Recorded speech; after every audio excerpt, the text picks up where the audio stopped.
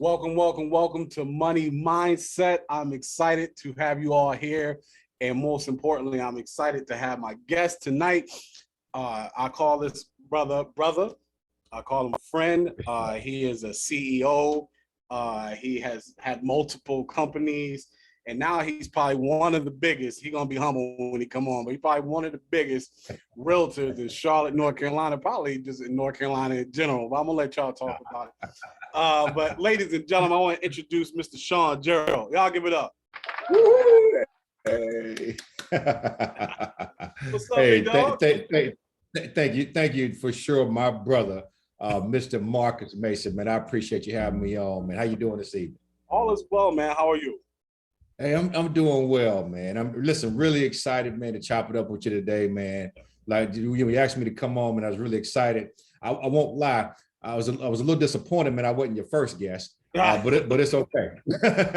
I had to work my way up to you, Shawn. Yeah, no, don't even try, man. I went back. Listen, when I found out I was coming on, and I went back to your playlist, and I was like, "Oh man, really, G? That's how you doing it? That's how you doing me, man? I'm like number 10 or number 9 or something like that, man." Yeah, you had to get the best ones out there first, and then work your way down as peons. I get it. The people know who Shawn Gerald is. So listen, real quick, I'm gonna give people a little bit of insight, and then we're just gonna go into it. Okay. So, first and foremost, Shawn and I, we know each other. We used to work together at a company that I'm gonna go ahead and remain unnamed. No beef, just Yeah, for sure. Darth Vader.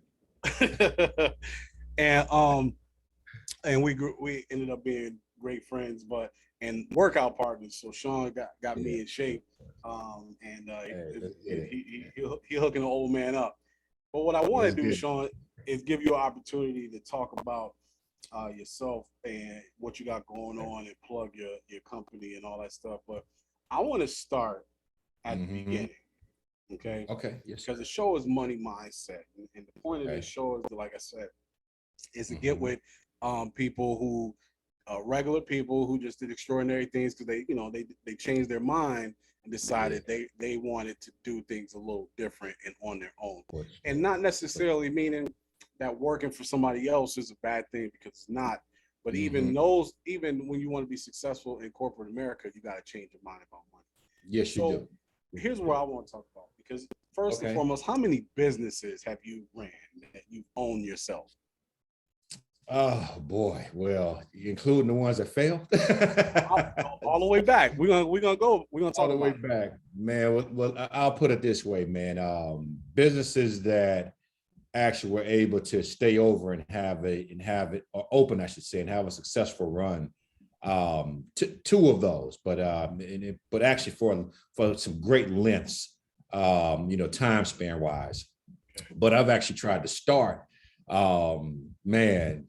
10, 15, 20 businesses throughout my lifetime, man. And I've just been fortunate, though, that the one I'm in right now, man, is probably the most fulfilling. Real estate.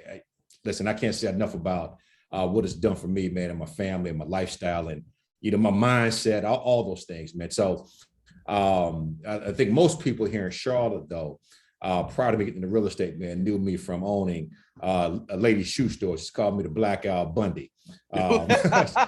Wait, you said the Black Al Bundy? Black Al Bundy, yeah, the Black Al Bundy, man, yeah.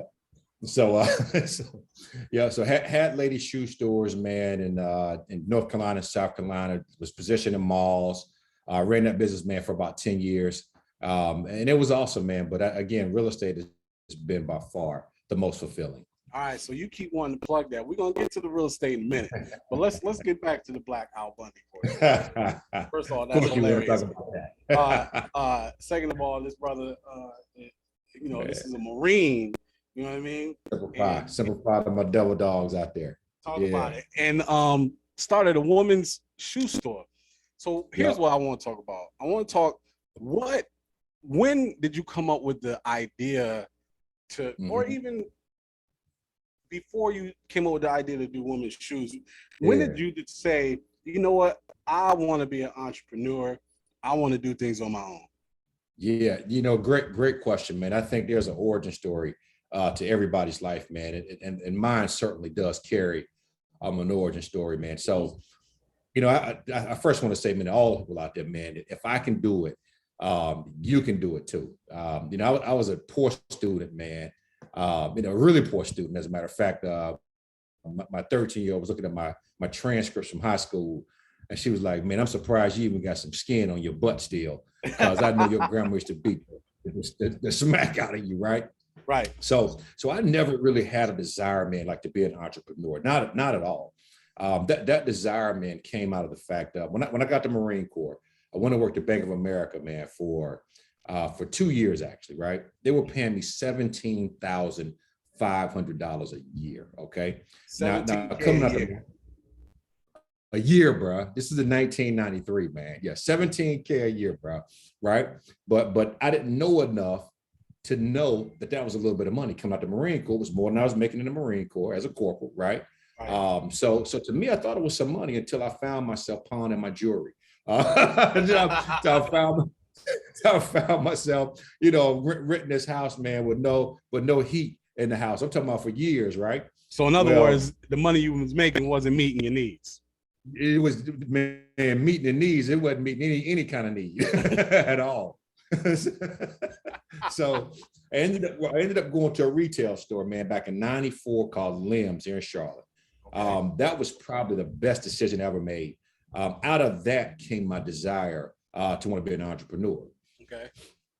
Mm-hmm. So working at this store, what was it about the store that made you go, "Oh, I could do this"? Did you talk to somebody, or did you just see how things was done and through observation? Tell me a little bit about that. Yeah, sure, man. So just being in the atmosphere, I started there as a part-time worker, actually. And I found at that point, because I'd never been in sales before, never knew I had the personality for sales at all.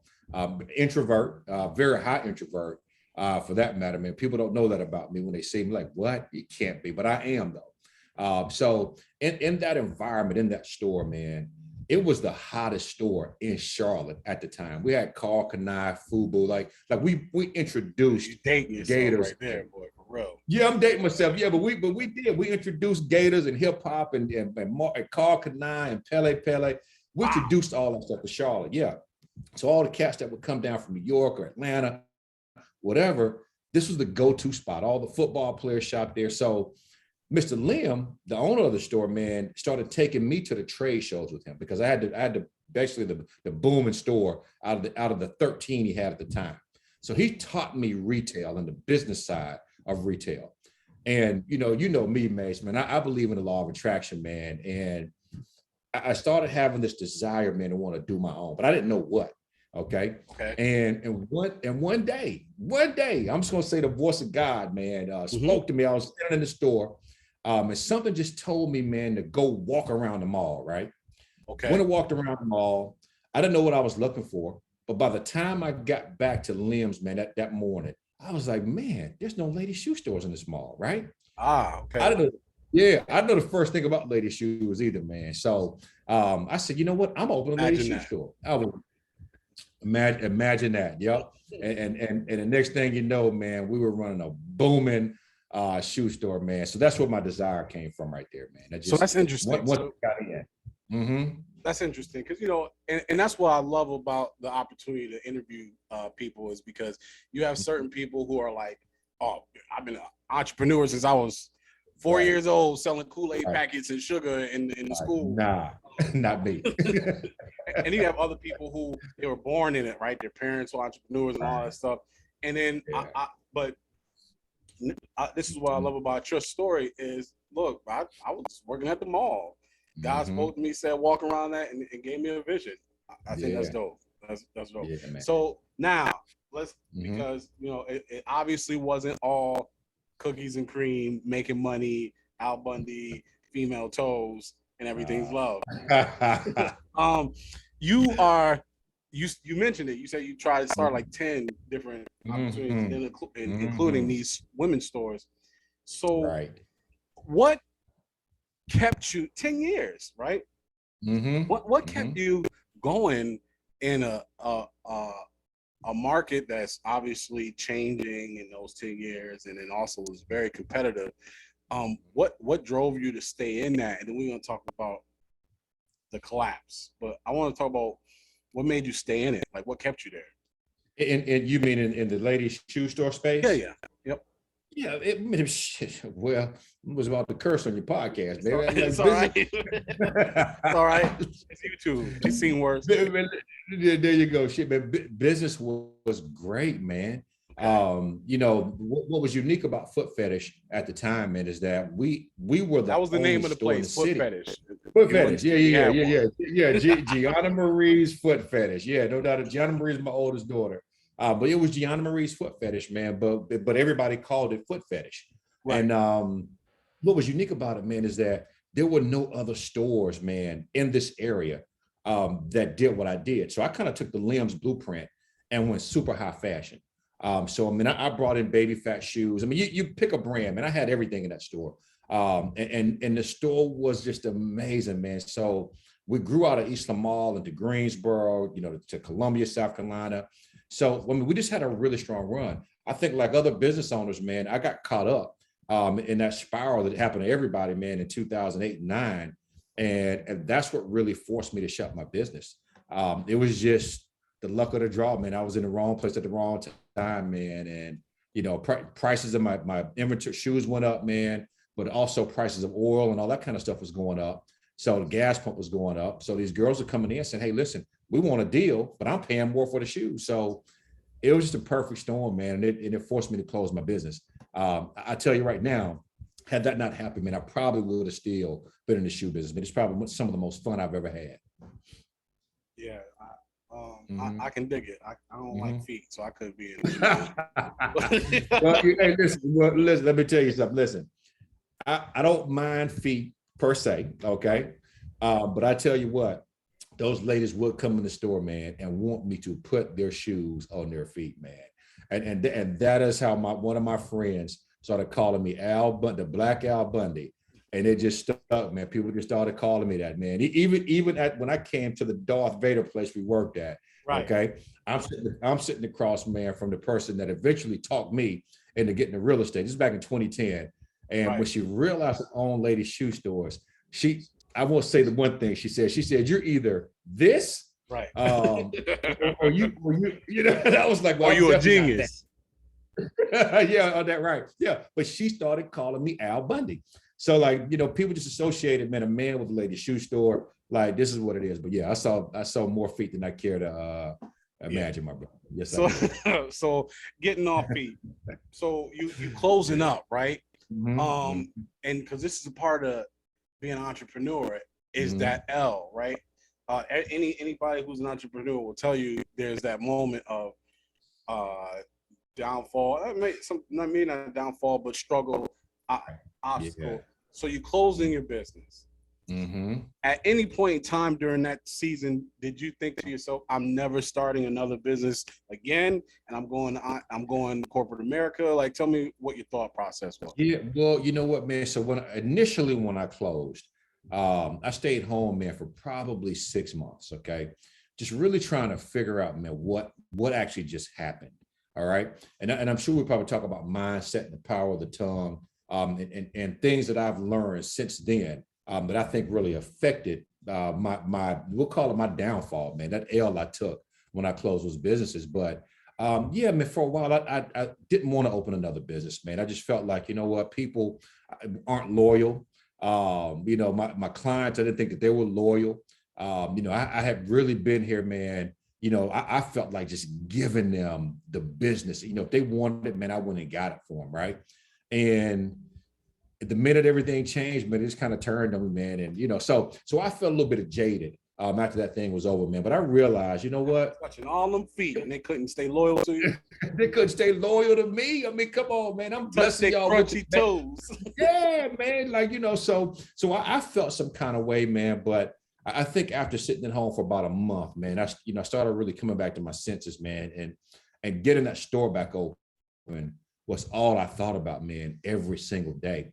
It never happened, but I thought about it, man, over and over and over again, just how can I get back into this space, man? And even in later years, man, as late as 2016, well, actually really as late as 2018, right? I'm actually in real estate, man, doing well. And I still went out to California, man, and visit some of my old vendors, just because I wanted to see, man, like what would it feel like to be able to get back into the space, man, and possibly do it online. So, yeah, I've definitely had some periods, man, where I didn't want to get back into business, but that was short-lived, man. Like I've always wanted to be an entrepreneur since then. Yeah. Definitely. And I feel like that sometimes once you have that bug, it's tough to let go of. So you went ahead and because we're gonna talk about what it means to be successful and how you get there. Yeah, but sure. I'm giving everybody a little bit of background on you and so that they can understand why you're here in front of me. So now you are employed or whatever. And if I'm not going to tell your whole story, but Shawn saw some success within this company because as you can see, he's got personality, knows what he's talking about. People like him. So he's climbing up the ladder of success within this company. And then out of the blue, because, a lot of people move in silence when you're making power moves, you need to. Out of the blue, Shawn takes a step back voluntarily from management to back to entry level. I want to know, and then we know this was because of real estate. What I want you to share with the people is, because this is about mindset, is what gave you the cojones, the wherewithal, the faith to say, I'm doing well, but I'm going to take this back seat because I want to do this. Tell me where your mind was at and what your process was and what gave you the faith to make that move. Sure. I always say, man, that, and I can see it now in my life, man, like anytime a door has shut for me, God has somehow, some way, man, seen fit to open a bigger door. Okay. Closing my business, man, and coming to that company where we work was probably one of the best things to happen for me, because there were some things that I needed to learn about myself, overcoming adversity. Things have been pretty easy for me, from the time I left Bank of America and went to work in retail. Things were great. I made fantastic money doing what I was doing, even as a manager, all the way to, owning my own store, man. So when I started seeing the writing on the wall at this company, right? You may recall the time, man, when the owner of this company came up to this new center that we were in and was talking about how this company was moving more towards a tech savvy agent, right? They were going to get all this technology, and he met with us in the lunchroom up there, that conference room. And it was that day when I said, you know what, they get ready to phase out my position. Okay. At that time I was still a manager, get ready to phase out my position. It's not going to be the same. I'm 45 at that time, 44, 45. I'm like, you know what? I've got to make a change, and I got to do it like right now. I just didn't know what it was. Real estate definitely was not the thing that I was thinking about. As a matter of fact, man, at that time, me and Chris Murphy and Lego got together. Okay, you know those names. Yep. We all got together, man, and we actually started a business, man, an online boutique called Buffet. Okay, Boutique Fetish is what it was called. All right. And man, we were meeting, man, every single day, man, because we were here's what we were going to do. Now there's a website right now, man, called Farfetch that was launching at the same time that we were doing this. So we had the right idea. Okay. We were going to go basically, man, to shoe companies, all these vendors, man, and we were going to let them put their stuff on, let them put their stuff on our website, basically, right? I remember. We're going to sell it. I remember you talking about. Yeah. So this is what we were doing, man. Well, this thing it just didn't get any traction. Okay, just didn't get any traction for us at all. Well, anyway, one day, the person I mentioned earlier, man, that started calling me Al Bundy at that company, says to me, "Hey, have you thought about going to real estate school?" And I was like, "What? Real estate school? What do I want to do that for?" Like, I don't want to settle real estate. I don't know nothing about that, lady. You crazy? Right. Who want to do that? There's a million of those guys out there. So the more I thought about it, man, the more I thought about it, I said, you know what, I've got to do something, right? Maybe I should. So I started looking into real estate. And I was like, you know what, man, this might be it. I could be an entrepreneur again. You know, if I'm really good at it, they make great money, right? So when I closed my stores, man, somebody introduced me, man, to Napoleon Hill's Think and Grow Rich, right? And I knew that if I were going to do this, I was going to have to make a definite decision, okay? And that definite decision meant that I was going to have to take steps, man, to move toward being a real estate agent, kind of seeing myself as it, right? Well, I knew that I couldn't study hard enough and things like that, man, being a manager at that company. So this is why I made the decision to step down and said, you know what? This is my purpose. This is what I'm going to do. This is a definite decision. And every single step I take going forward is going to be towards me seeing this thing through and making it happen, man. So I got back on the phones with the people I was managing. Right. Right. People that were above at one point. Yeah, exactly. So, but see, here's the thing, Shawn, and you say something, and I like to make sure you have an opportunity to elaborate, because sure. You saw the writing on the walls with this company. You had the foresight to go, the language you're speaking right now. But a lot of times, many people would have said, I'm probably tripping. With all these people, there's no way they would get rid of us. But it takes a different type of person to see that and start creating a plan or an escape route, right? When you say that, especially with this particular company, they made it so easy for you to stay because it was a great place to work for, all these things. But you say, you know what? Nope, I have the foresight to see that this is gone. Do you think your experience with the foot fetish had anything to do with your ability to kind of know it's time to walk away? I would take it a step further back, man. Actually, my experience at Limbs. Okay. Yeah, I would say, man, the year before I opened up Foot Fetish, I started seeing the writing on the wall at Limbs as well. You know, we had some other competitors that came into our mall that were doing some similar things. And the owner of the company had actually stopped listening to me for some reason, right? I'm telling him, listen, people don't want Iceberg and Coogee during the summertime, sir. It's 97 degrees. Can you get me some of these Mitchell and Ness jerseys that just dropped? Okay, this is what I need right now. So it's kind of give you a date stamp of when this stuff was happening, man. Right. Can you get me some of these Mitchell and Ness jerseys? Nobody wants to buy that, Shawn. That's going to be a fad. It's good. Hey, we got killed that summer, right? Right. Who'd he blame? Who'd he blame?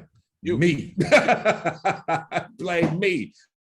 And I'm like, you gotta be kidding me. I told you. Our relationship at that point, yeah, man, I'm like, this guy, man. So our relationship started deteriorating at that point, man. And things just weren't the same. I felt like he really let us down as a sales staff, man, at that store. And we all just kind of saw our income kind of going down.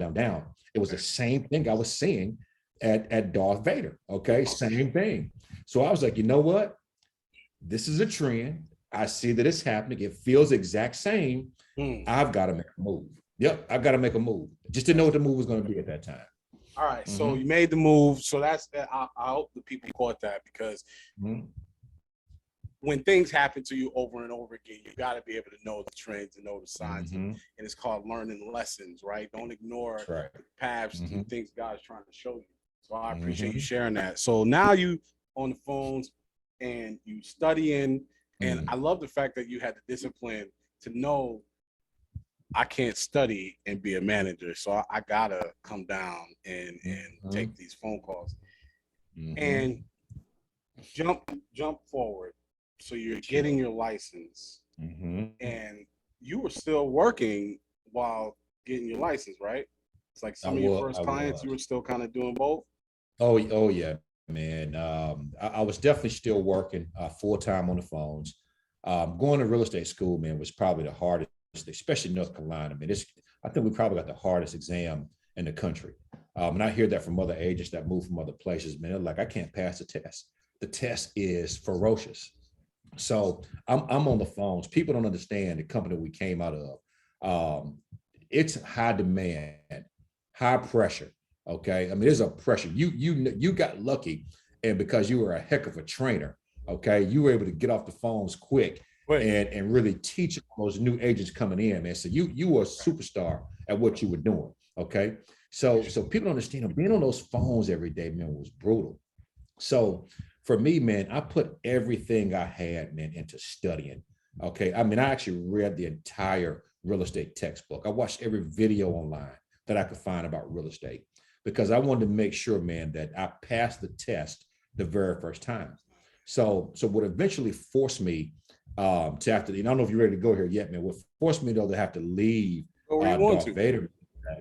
Yeah, I got so busy during the daytime, man, that like my phone was just ringing. People started calling me because I was doing videos on Facebook at the time, man, about real estate. So people started calling me during my work hours at Darth Vader, man. And eventually what happened, my performance slipped at Darth Vader. Yeah, it did. It slipped, man. And I ended up on a performance improvement plan. Okay, you know what that is, a PIP. Yes. And the fact, that's funny because you used to put people on them. All the time.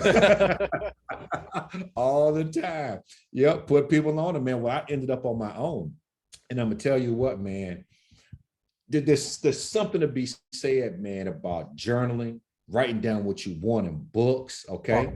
I mean, there's something to be said about that stuff, man. So when I got my license in 2017, okay, I sat down one day, man, and I Googled this video. What should I be doing my first 30 days of real estate? Well, I watched this video of this guy that ended up actually becoming my coach, man, years later. But in that video, man, he said, these are the things you should be doing. One of those things, man, was to write down an exact amount of money that you needed to be able to leave your full-time job, right? And the time frame with which you were going to do this, okay? I got the book, and when we work out tomorrow, I can show it to you. Okay, like the book is real. My wife called it my little magic book. Okay, so I wrote down, man, in probably December of 2017 that I needed $25,000 outside of what we had already in the bank. Okay, and that it would take me 6 months to get that money, right? And then I planned on leaving Darth Vader in May of 2018. Okay, I was going to have that money in my hand. There was nothing that told me I should have that money. Okay, I hadn't sold a house yet, right? I didn't make enough money at Darth Vader at that time, man, to be able to get my hands on that kind of money, man. But I had a burning desire, bro. Huh? I said you couldn't have. You was on the PIP. Exactly, man. But I had this burning desire, man, that I was going to change my life, man, and put me and my family in a better position. And I'm gonna tell you what, man, I got more than my 25,000 in that 6 months, and I left that company at 6 months and 6 months in like 3 weeks, man. So like I did it, like I actually did it, man. And hey, was it? Oh, that's the hand clap. Yeah. So, but real quick, because I want to stay there. Sure. Because we going into where the meat of it now. Okay. Which is for the people watching, write the vision and make it plain. That's what the scripture says to whether you believe in the Bible or whatever, what have you. But there's something talk about it. There's something about writing it down and seeing it. And I don't know if y'all caught that, but this man said he wrote down to the time frame that he was going to be gone and the amount that he needed to do that. And not only did he leave at the time frame, but he ended up making more than what he had down. You're selling yourself short. Would you agree with this? You're selling yourself short when you don't write your vision and you don't give it a time frame. Because if you don't have a time frame, what you going to do, Shawn? You're gonna lollygag around, like there's no urgency, right? You're just gonna, like, it's just, number one, writing it down. You got to write it down so you can see it. Okay, that's the first thing. But second thing, you got to write that vision. You got to put a time frame on that, right? It doesn't matter if you hit that time frame, right? But at least you're gonna put your all into trying to hit that goal. Let me tell you about writing it down. Can we rewind back a little bit? Talk about it. It's your world. I want to make sure the folks understand, man, how this stuff really works. Okay, I grew up in church, so the stuff that we're going to talk about, some of this stuff, man, I thought was hocus pocus. Okay, like this some devil worshiping, crazy madness. You talking about this law of attraction stuff, right? Right. As I've gotten older, I've realized, man, that God actually put these laws in the universe for us to use if we could open up our hearts and minds and understand them. So as I was reading Think and Grow Rich, man, let me tell you this right here, real quick, man. In my cubicle at Darth Vader as a new agent, okay, that had never done phone sales, right, I had in my cubicle, man. I am a top. Oh, what did it say, man? MSA. Oh, yeah, I'm a master. Boom, I'm a master sales agent, right? I'm a performance manager. I manage the performance managers.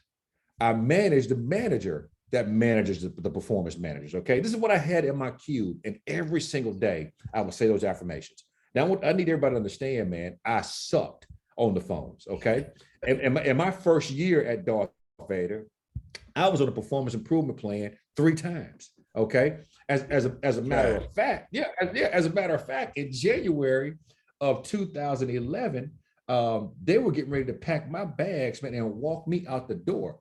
And a guy that you and I both know, I love him to death. You may or may not. Mr. Barker comes and taps me on my shoulder and says, "Hey, listen, I've been listening to your phone calls. I think I know what's wrong with you on the phones, right? You're not having fun. Let's go role play." Well, anyway, fast forward, I ended up becoming a performance manager, right? I ended up being in a position to manage the performance managers on my business, right? The team leads, the performance managers, right? When they tried to promote me again, that was at the time I was decided I wanted to go to real estate school. So I didn't want your promotion. And I actually stepped down and went back further and got back on the phones, man. So yes, but you still got what you had written down. Yeah, I got what I had written down. Yeah, man. I believe in affirmations, man. I believe in the power of positive thinking. Like, I mean, yeah, man. So anyway, I'll get to rambling on about this stuff, man. I don't want to take over this. No. So this is the part, right? Because the whole point of this is it's not just a physical thing to make money. There's moves that need to be made. And Shawn, what I love about speaking to you and others is it's always a very similar theme. Hey, I had a vision. I wrote my vision down. I spoke my vision over and over again. I had the desire to drive, and I feel like writing that and saying it feeds that desire and drive. Would you agree? It does feed it. I've got so many journals around this house, man. Like, I mean, look, here's one right here, guys. I keep these things everywhere. I write and write and write. I write before I go to bed. Wait a minute, let me see that book again. Yeah. Oh yeah. Man, that looked like the joint that Henry Jones, Indiana Jones' father, wrote, The Last Crusade. Hey man, listen, it could be, Mace. I'm gonna tell you, man. Listen, man. Look here. Let me I look like the Chronicles of Narnia. Oh, you know what? It doesn't read, but you see what that thing says? Look right there. Yes, I just flipped to a random page, man. It says goals right there, right? Yeah. I don't know if you can read it, man. I see it. But yeah, man. So I don't just talk this thing, man. Like I live it. I breathe it, because I wasn't always this person. I had a really negative attitude growing up, man. Like, I got bullied as a kid. That's what made me start lifting weights and stuff and going to the Marine Corps. Like, I wasn't gonna let anybody bully me no more, man. So I was gonna go fight with the biggest, baddest, toughest branch in the world, man. So yeah, write it down, make the vision plain. I love that you brought that up, man, because I believe that 100%. 100%. All right. So now we know what your mindset is like, and you're in real estate. And all jokes aside, Shawn, everybody knows who you are in the real estate game. If they don't, they will soon enough. And you have gone from being an agent on the phones, working clients, to having a team of people when it was just you. What would you say? I got 2 questions. 3. Sure. My first question is, what would you say is the biggest attribute, contribution, whatever reason why you have found such success in real estate? That's my first question. And my second question is, what would you say is the biggest obstacle? And then my third question, we're going to talk about what you now would say to you back then. But we're going to start with, what would you say is the biggest thing that has caused you to see such success in real estate? Yeah, that's a great question, man. I think, man, it is leading first with contribution. I believe that is the biggest thing. I don't look at what's in it for me when I'm getting ready to help somebody purchase a home or sell a home. Okay, that's not important. What's important to me is really making sure, man, that I do a good job for these folks, right? If they're a first-time home buyer, holding their hand and making sure they understand step by step what the process looks like, right? So much so that by the time we're done, they should be able to go out and sell a house, right? They Want to get give their them so much license. information. Yeah, they go get their license by the time we get done. I mean, listen, Dwayne Clark on my team right now. I mean, he's like, hey, I'm gonna get my license now, right? And he did, man. So yeah, leading from contribution, man. It's allowed me to grow a business, man, and where most agents, man, spend their mornings on the phones from 9 to 11 making cold calls, right?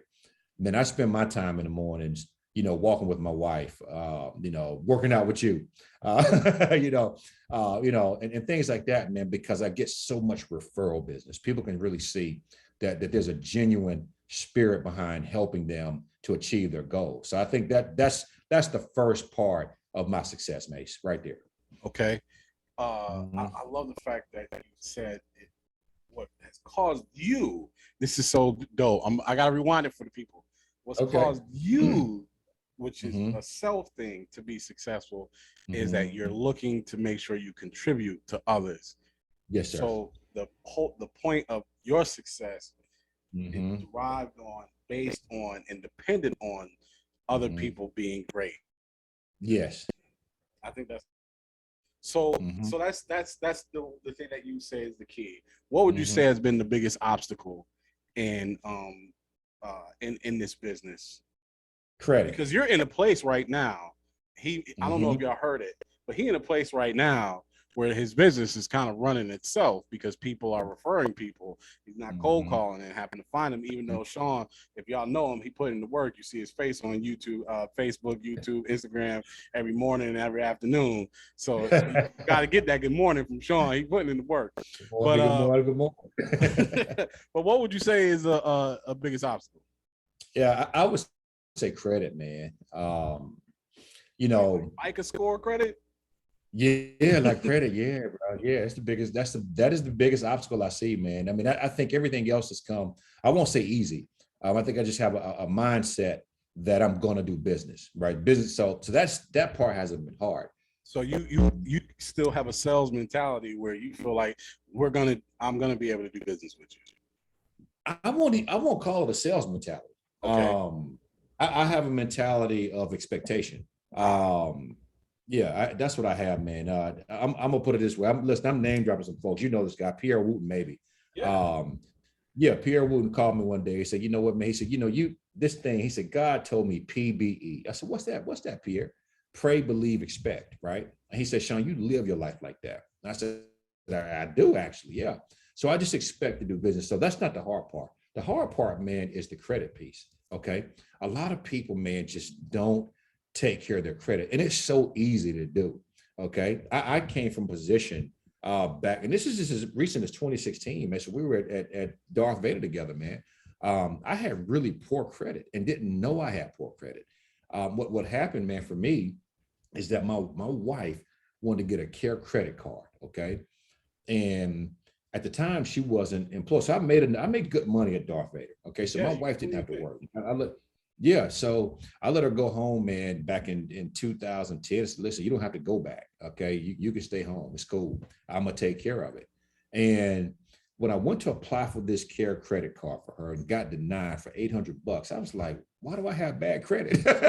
Like, wait a minute. I just had a successful business for many, many years. But what it was, man, I had been paying cash for everything. So you didn't have a Okay. credit Like everything. I didn't have any credit cards. So my credit score was like in the 500s, man. And when I found out, my wife said, listen, my sister just went through credit repair with this guy, right? Well, most of us are prideful. We don't want people looking at our stuff. And I was the same way. Like I didn't want some other guy looking at my finances. So for months, man, I fought her on it, right?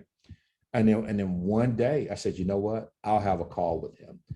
It's the best decision I ever made in my life, right? This guy helped me to go from probably a 530 or so credit score up into the 600s, man, within a matter of, I would say, 5 months, man, to where I am now in the low 800s. But it was all from the things that he taught me to do during that time.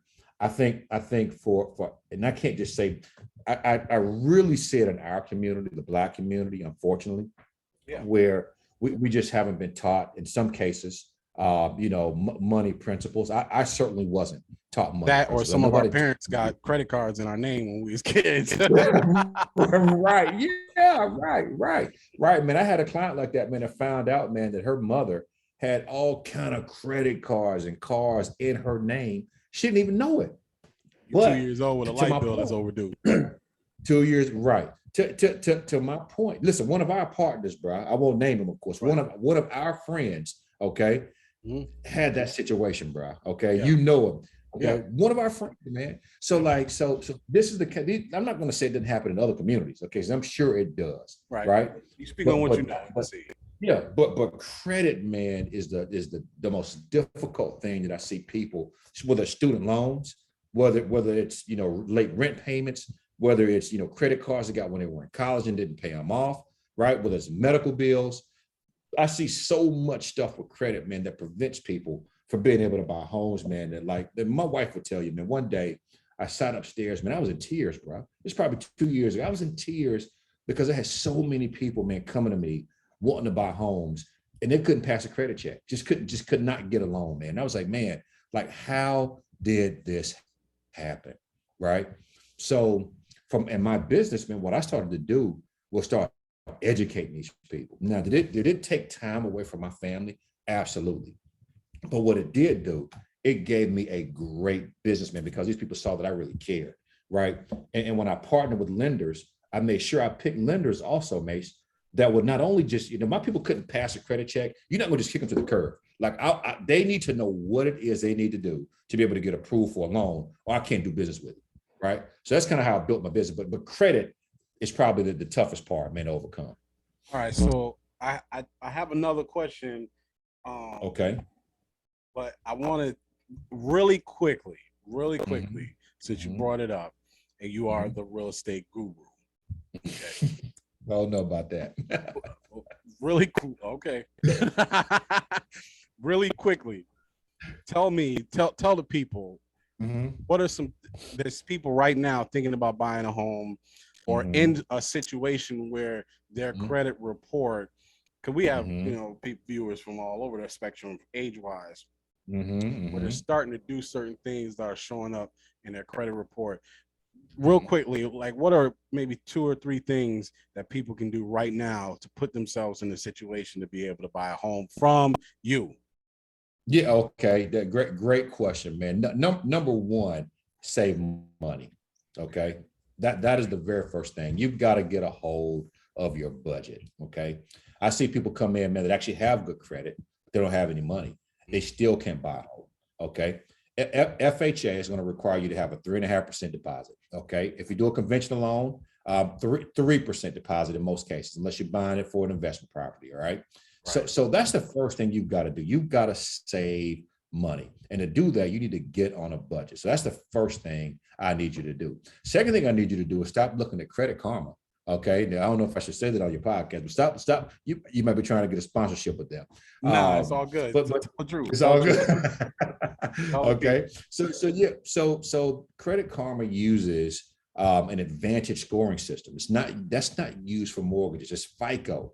Okay, is what they use. So typically, when I see people come to me and say, "Oh man, Shawn, I was looking at Credit Karma, man. My credit score is X, Y, Z." I'm like, oh shit, right?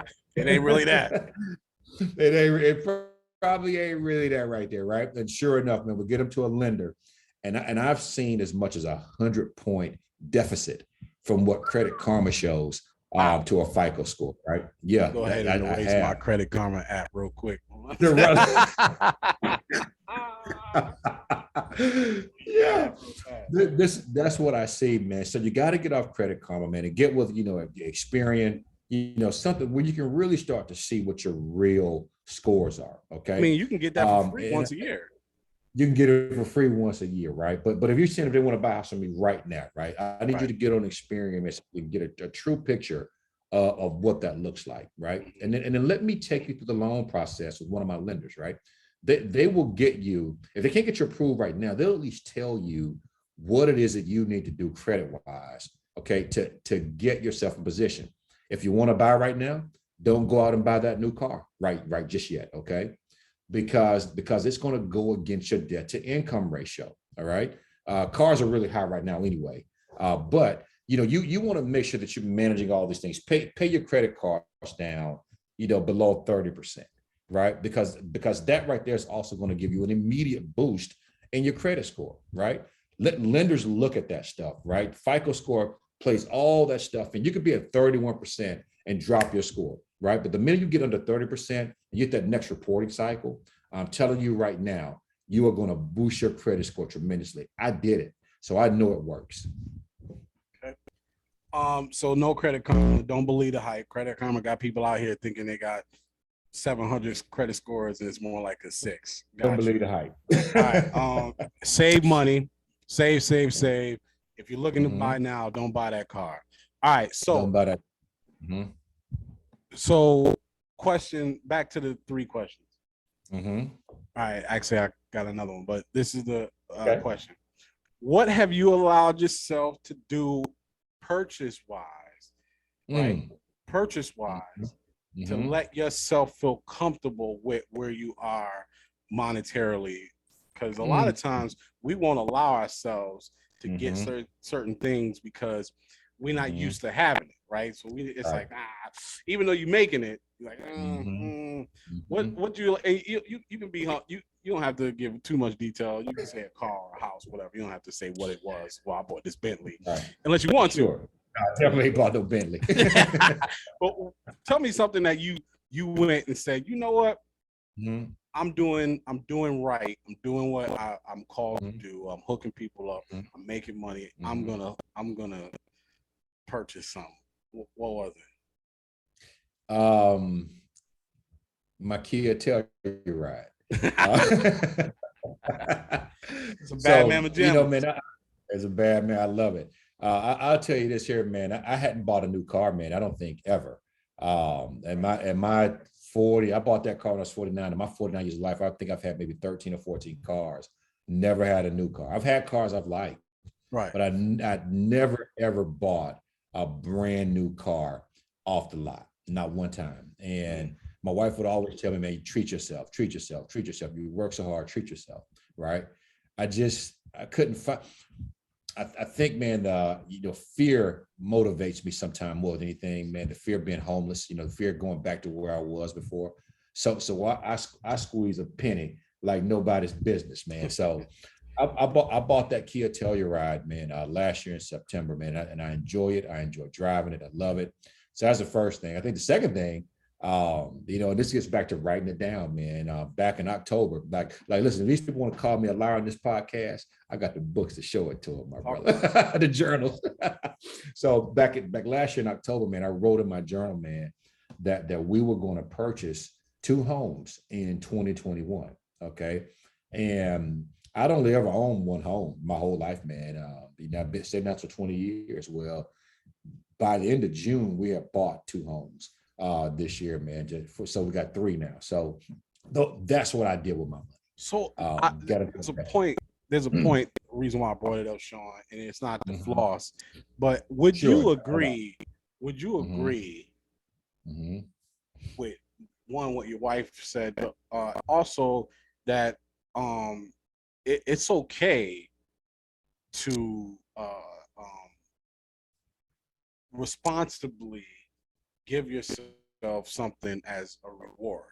Would you say it's okay to reward yourself for the work that you've done? Man, absolutely 100%, man. One of my mentors, the guy that actually gave me Think and Grow Rich, man. He told me to always pay myself first. Um, he told me to always pay myself first. It's hard for me to adapt that philosophy, and I don't think I still don't do that. But we still, if we want something, man, we get it now. I was listening to Earl Nightingale. You may know who that is, man. Earl Nightingale had the privilege of working with Napoleon Hill in his later years in life, man. And I heard Earl Nightingale on an audio book say that if you want something, right, don't budget it into your being able to purchase it, right. Go make more money. I was like, what? Go make more money, right? So I immediately said, I'm just going to adopt that philosophy. If I want something, then I'm not going to budget it in. I'm gonna figure out how to make more money. Whether I get up early, whether I do more YouTube videos, whether I call more people, whether I meet more people on the street, whatever it may be, I'm gonna bust my tail every day, man, to just make more money to put me and my family in a better situation, man. So I know that's not the question, man, but I just want to No, that's aligned with what we're talking about, right? yeah, no doubt. And that's why I asked that question, because it's a money mindset thing. It's a mindset like, listen, I want this, so I'm gonna do what it takes to be able to earn it and get it, and then I'm gonna go get it because I earned it, right? One of the other speakers we had on last week, a couple weeks ago, he actually said what drove him to be an entrepreneur was he saw stuff that he wanted, like, and I want to be able to buy it. I want to be able to purchase it, and that's literally what caused him to start doing some of the things he did. And I thought that was simple, but awesome. Like, since I want it, instead of budgeting what I currently have to get it, let me get it so it doesn't affect. Let me make more money so it doesn't affect my budget. That's right. That's right. Make more money. Exactly right. That's right. All right. So last thing, Shawn, because I want to be respectful of your time, and I appreciate you so much for being on the show tonight. Man, and listen, I'm honored to be here, man. Honored to be here. Appreciate you. So, what would you say to anybody right now watching this on YouTube or whatever? What would you say to anybody who's thinking, I want to start my own business, I want to be a realtor? What advice would you give them? Yeah, absolutely, man. First advice I would give is to do it. Okay, just stinking do it. Stop being afraid. Okay, there's nothing to fear, right? If you have a plan in place, if you wrote down your plan, you have a plan in place, then do it. One thing I would recommend, okay, and I didn't do this getting into real estate, but I did watch a ton of videos. Go get a job at the place, a part-time job. If you want to open up a bakery, go work at a bakery part-time, right? If you want to go work, start a call center, go work in a call center part-time, right? Go and see what that place operates like. What does it look like on a day-to-day basis? Okay. Second thing I would say is start visualizing and imagining yourself already doing that which you want to do. Doing, and having that thing already. Okay. If you write it down, you take the action step to go and learn about that thing, and then you start imagining yourself already having that thing, right? Guess what's going to happen? That thing is going to manifest in so many different ways in your life. The people, the things that you need to make that thing happen, they're going to show up. It happened for me. I mean, I saw it, and it's happening for me right now. So that's what I would say, man. Plan it out. Okay, talk to another professional. Get some coaching in it, and then go do it. Again, I said it at the beginning, man. If I can do it, I think anybody can do it, man. You just have to believe in yourself and believe that you can have it. That's it. I love it, man. That simple and plain. I think that's fantastic. So I need two things from you. First, go ahead and let the people know the name of the business, how they can find you, how they can contact you, where they need to go looking for. And then the second thing is what's next for you. So first, name of your company, how they can find you, how they can contact you. For sure, man. So we are the Queen City House Hunters. We're located right here in Charlotte, North Carolina, but we do represent the Charlotte Metro. So, anything within an hour radius of the city of Charlotte, man, the team and I can handle it. So they can find me if they want to on YouTube, and that's going to be at Shawn Gerald, ShawnGerald, living in Charlotte, North Carolina, or living in Charlotte, NC. When we type in Shawn Gerald, it should pull up for you. If you want to follow me on Instagram, it's going to be Shawn Gerald Realtor. If you want to follow me on Facebook, you can definitely go to my business page at Queen City House Hunters, or you can simply look for me on Facebook under Shawn Gerald. Again, that's ShawnGerald. If you have questions about real estate, you can call me too. I'll give you my number here real quick as well. It's 704-490-9160. Again, that's 704-490-9160. What else did you tell me to do, Mace? No, so that was it. So that was the first part. The first part was how they find you, Okay, perfect. who you are, Queen City House, and then Instagram, Facebook, drop the phone number. And then so my last thing is, what's next for the Queen City House Hunters? What's next for Shawn Gerald? What's next for the business? Yeah, man, growth, man. You know, I have this dream, man, this desire to own the largest minority-owned real estate company in the country. You know, I'm putting it out here right now. I mean, nobody knows that except for one other person, and now you do. And now YouTube does. But that's my goal and my dream, man. Is to do that, and we're already taking some steps right now, man, to make this happen. You know, I've partnered with some amazing agents. You know, they're their own agents separately, but we found a desire, and we have a common goal. Whether it's going to be investing in real estate, you know, growing out this company, man, this unnamed company so far, but they're tops at what they do in the industry. And I tell you what, man, like we just have a plan to get further, faster together. So that's what's next, man. Like we're working towards that goal, and just to be able to help more people, man. That's it. That's the goal, man. Well, listen, that's a beautiful thing, brother. Thank you. And I am in agreement with you. I love it. I loved watching you go from just taking a step back and being an agent to studying. I remember watching you study, and then the stress of working while also learning this business. And one thing is, never change your attitude, never change your personality. You was always Shawn, always positive. And then to be able to see the fruits of that and all the people that you hooked up and helped, including people that I know personally and love dearly, that I have passed on to you. Thanks it's truly, absolutely. They're gonna keep coming, brother. They're gonna keep coming. I appreciate it. It's truly awesome. It's blessing. It's a blessing to know you, and I'm just excited for you, man. I'm excited for all the things in store for you. And I look forward to what the future brings for you, for your business, for your team. And I just want to say salute to you, my friend. Thank you for being on the show. I appreciate you, brother. Thank you, sir. I'll see you in the morning, man. Don't call in sick. Nah, let's go. Let's get it. It's leg day. Let's go. It's leg day. Let's get it done. Pleasure said, it's your you know what set. That's right. I appreciate you, brother. No, you too, man. So, thank you, man, so much for having me on the show, man. Much success to you as well, man, in your acting career, your movies, your podcast, man. I'm just humble and just thankful, man, that you just allowed me to come and share with your viewers, man. So I really appreciate that, man. I was really excited about tonight, man. I rushed home from an appointment, man, just so I could get here on time. And thank you so much for having me, Mace. I appreciate it. Appreciate you, brother. I'll see you in the morning. Sir. Yes, sir. Yes, sir. I'll talk to you later, man. All right, brother. Peace. Awesome. My man.